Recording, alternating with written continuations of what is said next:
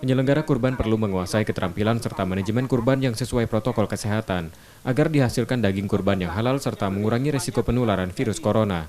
Komunitas Juru Sembelih Halal atau Juleha Sumatera Selatan menggelar pelatihan penyembelihan halal. Pelatihan diikuti puluhan peserta yang merupakan panitia kurban dari sejumlah masjid di Palembang. Peserta diajarkan teknik penyembelihan halal dan praktik perobohan sapi. Saat pandemi, manajemen kurban juga perlu mendapat perhatian. Proses penyembelihan dan pemotongan hewan kurban tidak melibatkan orang banyak, termasuk saat pembagian daging kurban.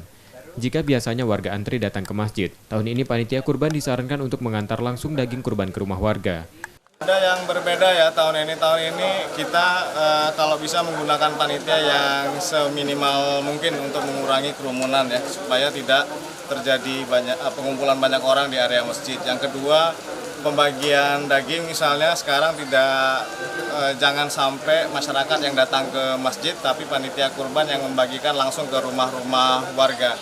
Penyelenggaraan kurban secara benar dan sesuai protokol kesehatan perlu dilakukan agar tetap memenuhi syarat Islam dan tidak menambah risiko penularan COVID-19. Rizky Nurmizan, Kompas TV, Palembang.